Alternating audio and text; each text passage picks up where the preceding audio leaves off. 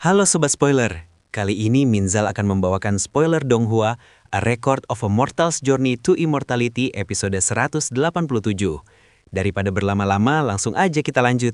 Cerita dimulai di jantung negara Yu, tepatnya di Pegunungan Naga Kuning. Wilayah ini bukan sekadar pegunungan biasa. Ini adalah benteng pertahanan strategis bagi persatuan 9 negara yang sedang terdesak oleh invasi suku Molan. Sebuah aula giok yang berdiri megah di puncak tertinggi. Namun di dalamnya, suasana sangat jauh dari kata tenang. Senior Lu, seorang kultivator raksasa berkepala botak, tampak kehilangan wibawanya. Ia terus berjalan mondar-mandir secara obsesif. Tiba-tiba, sebuah jimat transmisi berwarna merah membara menembus masuk ke aula. Begitu Senior Lu menyentuhnya, jimat itu meledak menjadi api yang berkobar di telapak tangannya. Pesan di dalamnya berasal dari si Bongkok Bu, rekan seperjuangannya. Isinya mengerikan, lembah teras langit, garis pertahanan sebelumnya, telah lumat oleh kekuatan musuh hanya dalam waktu singkat. Dengan tangan gemetar, Senior Lu segera membunyikan lonceng biru kecil. Suara dentingan lonceng ini bukan suara biasa, ini adalah sinyal mobilisasi perang. Seketika, ratusan kultivator dari berbagai sekte terbang keluar seperti kawanan lebah yang terusik. Formasi pelindung gunung diaktifkan, melepaskan kabut hijau tua yang sangat pekat, menelan area puluhan kilometer hingga pegunungan itu hilang dari pandangan mata manusia biasa. Ini adalah pertahanan absolut mereka. Di tengah kegelisahan para kultivator tingkat rendah, muncullah 4 sosok penting. Murong bersaudara yang legendaris dari lembah Mapel Kuning, seorang pendeta Taois yang gagah, dan seorang wanita cantik bernama Li Yingning. Mereka berdebat tentang kekuatan musuh yang tak masuk akal. Di saat moral mereka berada di titik terendah, 3 aura raksasa muncul dari cakrawala. Salah satunya adalah Han Li. Han Li dulu hanyalah murid biasa di lembah Mapel Kuning, tempat yang sama dengan Murong bersaudara. Namun kini, Han Li berdiri sebagai tetua Nascent Soul, tingkat kekuatan yang bagi Murong bersaudara hanyalah mimpi. Ironisnya, karena kekuatan Han Li yang sudah terlalu tinggi dan penampilannya yang awet muda, Murong bersaudara sama sekali tidak menyadari bahwa pria yang mereka puji sebagai senior ini adalah mantan rekan sekte mereka. Setelah pembagian tugas, Han Li diantar oleh Li Yingning menuju sebuah bangunan meditasi yang terpencil. Disinilah plot menjadi sangat emosional.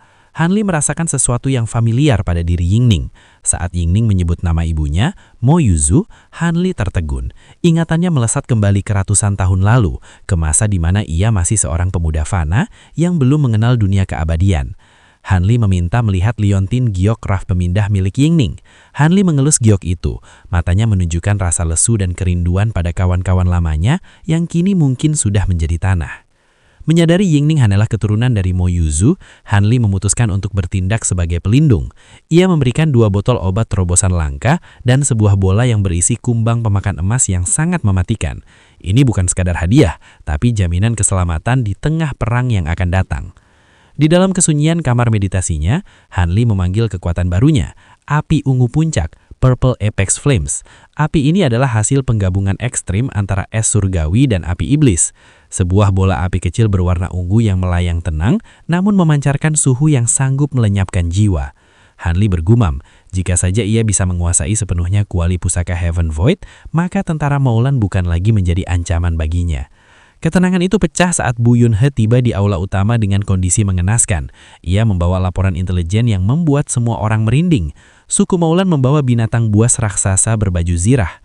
Deskripsikan monster ini setinggi gunung kecil, kulitnya kebal terhadap senjata biasa, dan setiap sundukannya sanggup meruntuhkan formasi pelindung yang paling kuat sekalipun. Udara di Pegunungan Naga Kuning semakin berat.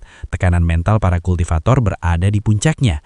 Mereka tahu yang mereka hadapi bukan sekadar perang antar manusia, tapi bencana penghancur peradaban. Tiba-tiba, suara dum, dum, dum menggelegar dari kejauhan. Itu bukan petir, melainkan drum perang pasukan Maulan. Dari arah selatan, langit yang tadinya biru berubah menjadi gelap tertutup oleh ribuan prajurit sihir yang terbang teratur. Di barisan paling depan, 3 sosok mengerikan menampakkan diri. Pria ular api, tubuhnya dililit api berbentuk ular yang terus mendesis, setiap percikan apinya bisa membakar hutan. Pria bambu, sosok kurus yang memancarkan niat membunuh setajam pedang, seolah udara di sekitarnya pun bisa memotong kulit. Dan sosok jubah gelap yang paling misterius.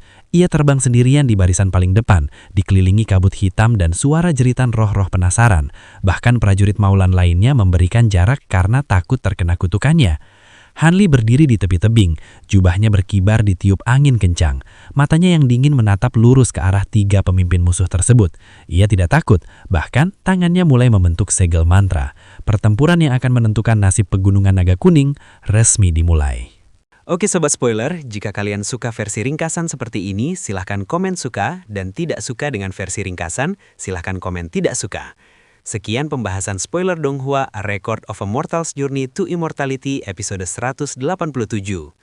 Minzal ingatkan, karena ini adalah versi novel, jadi Minzal nggak bisa jamin alurnya akan persis sama dengan versi Donghuanya. Tapi intinya alur ceritanya akan tetap sama. Makasih banyak buat Sobat Spoiler yang udah nonton sampai habis. See you and bye-bye.